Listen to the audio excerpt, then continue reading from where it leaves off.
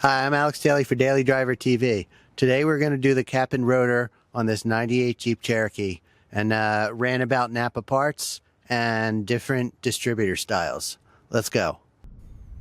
So this Jeep, this is a 98.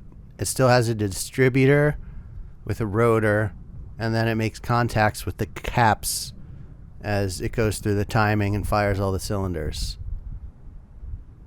Shortly after this, they upgraded to a coil on plug. So in this style, the distributor is connected directly to the spark plugs, right? But the more modern setup is a coil on plug, where it just sends the signal to the coil, which is right on the spark plug, and that charges up and fires the spark plug, versus the whole power of the spark going through the ignition system. The Ranchero on my channel, that has like an upgraded GM DEI pickup. So for this one, I bought that Wells cap and rotor kit off Amazon, but I don't know, I'll show you. The rotor's all weird. There's like plastic contact in the middle, where really, like on the nice NAPA one you'll see, it's a little springy metal contact to stay in contact with the top of the rotor. I don't know whether this was a defect or whether it'll work on that little gap, but it's weird. See that black part? That isn't black iron oxide metal like some of these parts. That's just plastic.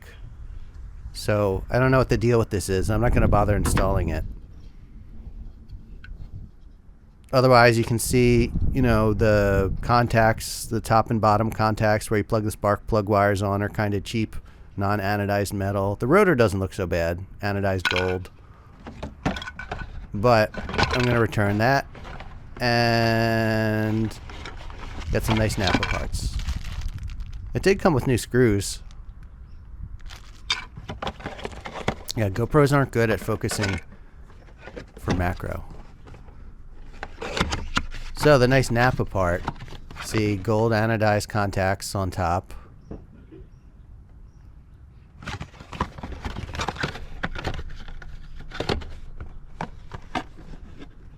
LYNNE.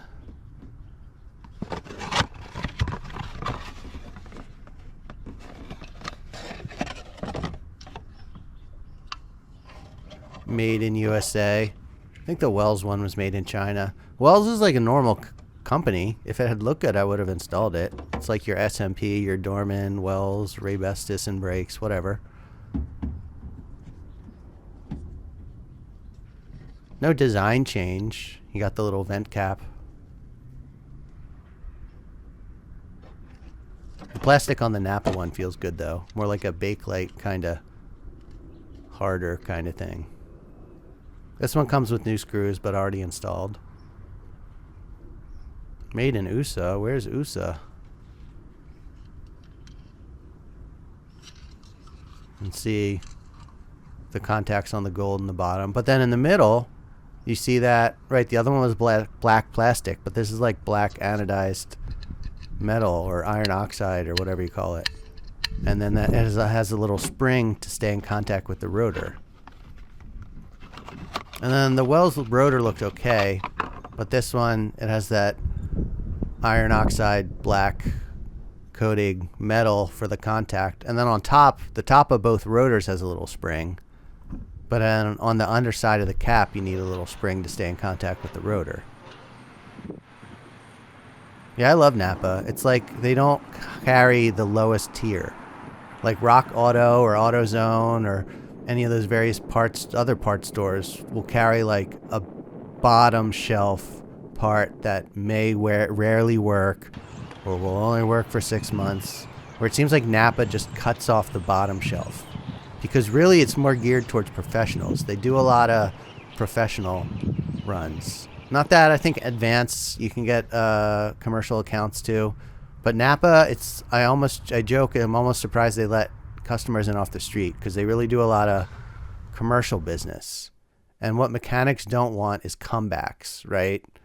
It's when the part's bad and maybe the shop has to eat the cost to solve a problem for the customer because of a bad part. You don't want to come back.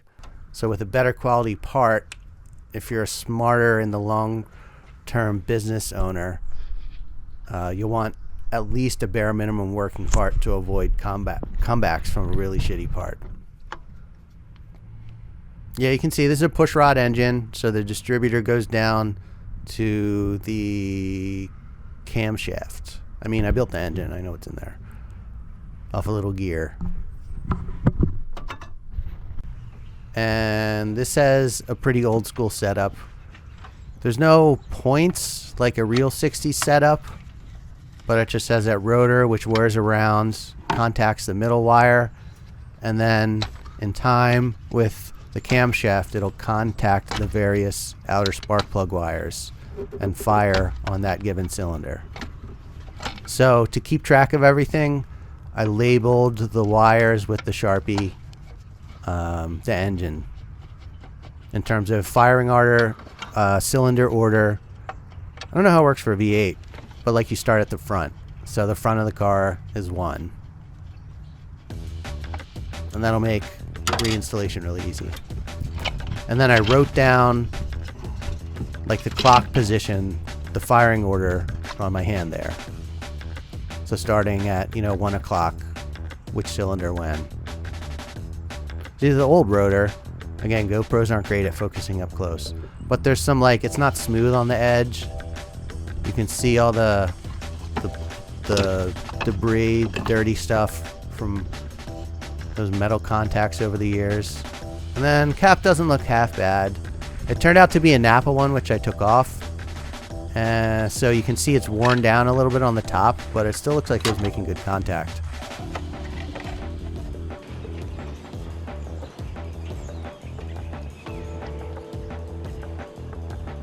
Yeah, the Bronco has a 351. I'm not sure what kind of ignition style. I don't think it's coil. But under the tarp is a BMW from the same year as this Jeep, and that's coil on plug. Just another level of removing mechanical stuff and really computerizing ignition timing. Because it can fire the coil on plugs whenever it wants to, whenever the computer wants to. Versus this is still kind of mechanical. I mean, it is. And then there's the cam sensor, the cam position sensors on the distributor on these. Actually, the upgrade to coil on plug on later Cherokees and later 4.0s caused a defect in the head, and that's why they develop head cracks easier. Like in 00 and 01, I think. I mean, this is pretty reliable. The engine has 60,000 miles on it, so, part of a tune-up.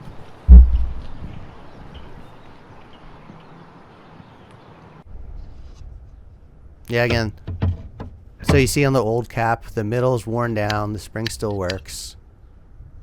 There's some of that burnt electrical debris. Outside contacts look fine. Probably is a NAPA one. And then the old rotor, it catches my nail. Just as the years as it worn down, there's weird spittle, like a crappy flux core weld. See, a new one. Oh, and then you can't install it incorrectly because the screws are clocked. They're not, it's not straight across the circle. They're not 180 degrees from each other. So you can't mess up how you put the cap on, and then the rotor is slotted too. You can't mess up, you can't put on the rotor backwards.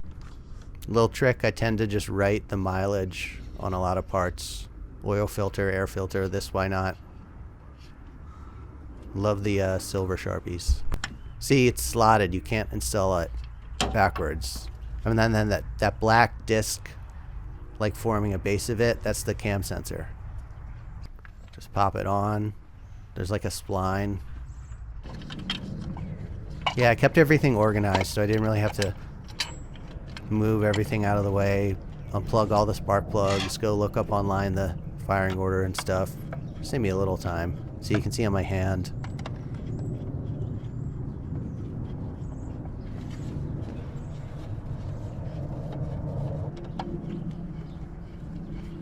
You don't want to go Hercules with this. I don't think the distributor is steel. I think it's aluminum. So the threads are a little lighter and the cap is plastic. Just like normal screwdriver hand tight. I'm sure you can find the spec out there. I put a little bit of dielectric grease and I just cleaned up the contacts where the cap goes to the distributor too. And then yeah, with that hand reference, I was able to just plug everything back together.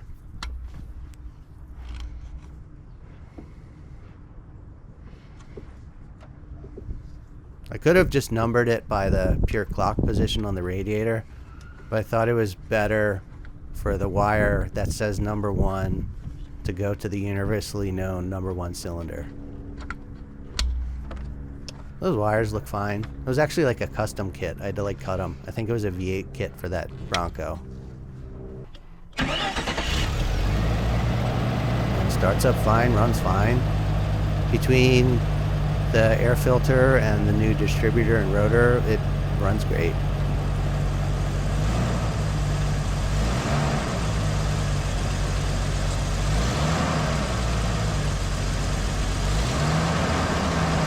Nice and easy. Got that new NAPA rotor, new NAPA cap. Oh, it was an old NAPA cap, had some miles on it. Nice and easy, stayed organized. Car's running better. A lot better with the air filter, but air filter and cap, little tune up after the motor had like 60,000 miles after the build. It's running good. Thanks for watching. This is Alex Daly for Daily Driver TV.